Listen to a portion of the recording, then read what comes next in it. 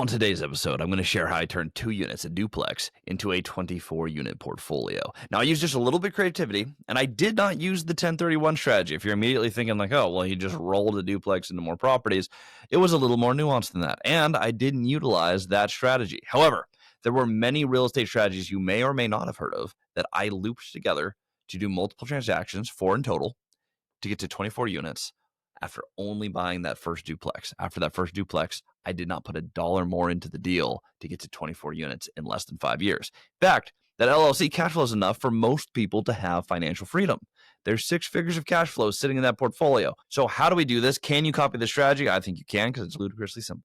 Hello, welcome to Multifamily Strategy. I'm Christian Osgood. I have bought hundreds and hundreds of rentals using just a little bit of creative finance throughout the whole portfolio. A little bit of creativity can go a very, very long way. The goal of this channel is to show you how to play the game in the simplest way possible.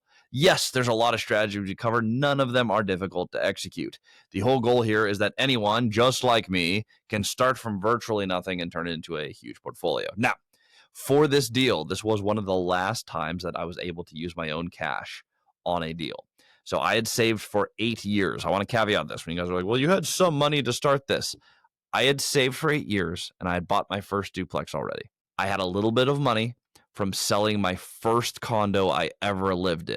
So yes, I had a little bit of cash. It took me 8 years to get that cash. I had about $55,000 in my bank account when I started duplex number 2. Now, let's talk about the acquisition, how we turn this into 24 units, because you can copy this too. With or without money, you can copy this too. Purchase price for the duplex was $112,000. It was in Central Washington. I don't do a ton of heavy value add projects.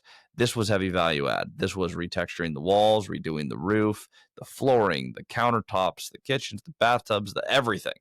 We completely redid and flipped a duplex. Now, instead of selling it, I refinanced it into permanent debt. So I used a private money loan to buy it 101% financed. I actually got paid just a tiny little bit at close, but virtually 100% financing. So no dollars out of my pocket to buy it. I funded the renovation. It was just under $50,000 of reno. That took me down to just about my last dollar. I could not have afforded to do another piece of this project. I'm glad it went roughly to budget. I had budgeted for $40,000. We came in at like 46 something. We renoed this duplex. We leased it out. It did fantastic. I refinanced it. Cash flow on this duplex was about $1,400 per month. I rented it $1,400 per side. One side completely covered my expenses. One side was all profit. That's basically how the math worked on these 2 units. Now, around this time, I had a buddy named Cody, and he had a 12-plex that he had been working on for a while, and he was in need of some capital. He took on some obligations from a past business partner and was paying those off. And so we came into a situation where I had a duplex and no cash. Cody had a 12-plex and no cash. Cody needed cash. I wanted to scale. We partnered on that duplex. I sold my duplex, and no, I didn't 1031. I didn't roll it up. I didn't do any of these fancy strategies, though they're not too hard to do.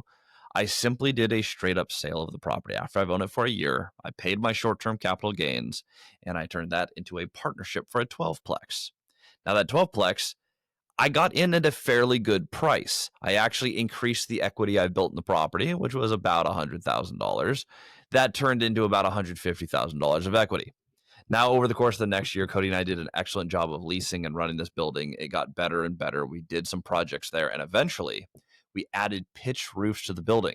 Now, how did you fund 2 pitch roofs to a 12-plex, 2 side-by-side 6-unit buildings? The buildings were doing really well. We went to a private money lender and said, hello, we would like to put some new roofs on this bad boy and get it refinanced. That's exactly what we did. So we put the roofs on it. We showed the brand new stabilized property with the brand new roofs, all of the upgrades, the higher rents, the full occupancy. We brought it to the bank and we got a loan. And they gave us the money to buy a 10-plex right down the street built by the same builder. It was seller financed 10% down. We bought it for $900,000. We put 10% down. Might have been 15% down. I'm actually blanking on that a little bit. Either way, low down, seller financed, low interest, 5% interest on a 15-year note. Now that is a fantastic debt product. So right there, we're at 22 units.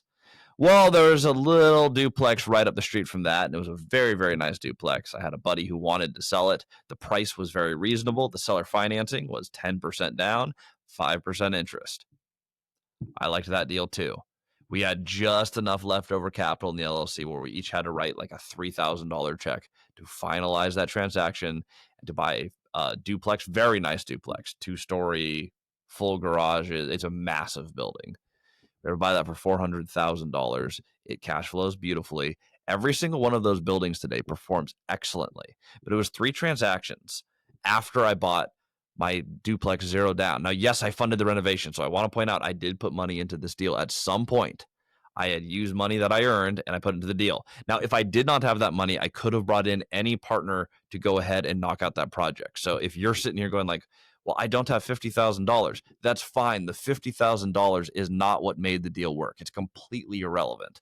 It was the ability to trade a duplex for a 12-plex, to improve the 12-plex and take the money and buy a seller finance 10-plex, and take the excess money and buy another seller finance duplex. Today, we're close to the point where we could do the same play again. I could get a portfolio loan for all of those properties, and we could go ahead and buy yet another building. Now, this isn't the first time I've done this play either, but this is basically an advanced play using seller financing, partnership, and what's called the BRRRR method. You've likely heard of it: buy, rehab, rent, refinance, repeat. It's basically a way where you put the money into the deal, you improve the project, you get a higher valuation, and you get a cash out refi, pulling all of that money back.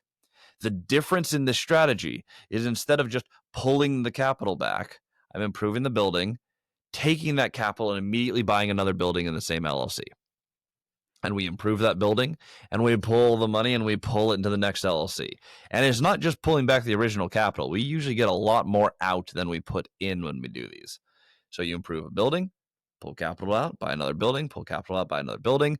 It's just another commercial play on the BRRRR method. The reason we were able to buy so much real estate is because we paired that with low down seller finance deals that are available in that market and every other market everywhere in the country. We just met other owners and talked about the projects we're doing with them while we finished the projects. Turns out other people who do a lot of real estate like talking about your active projects. The guys who were watching us put a roof on it, we talked to the neighbors like, oh, good, you're putting a roof on that ugly building. Our property values are going up. Hooray. You get to play the game with other people. And while you're making these connections, guess what happens? Transactions come up. Sometimes people are like, hey, I got a 10-plex right down the road. Turns out, same builder as the 12-plex you just repaired. Are you interested in buying it? Well, I don't have the money to do that. Well, what if it was 10% down? Now we're talking. That's how the game's played. It's a relationship game. And the nice thing is, while this doesn't go at light speed, over a few year period, it took 3 years from start to finish to get a 24-unit portfolio, starting with only the duplex. Now, I was doing the same projects in Ephrata, Washington. We were doing the same exact strategy down in Mason County, Washington. I've repeated this strategy throughout the state of Texas the exact same way.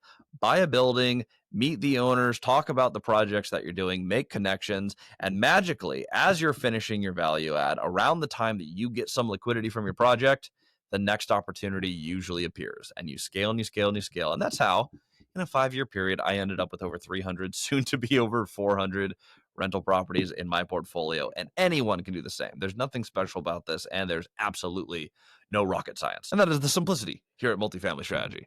We try to make it palatable, easy, repeatable steps.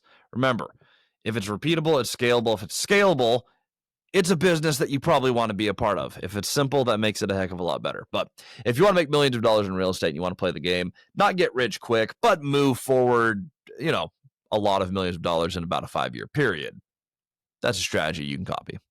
Hope this helps. See you on the next episode. Christian's out.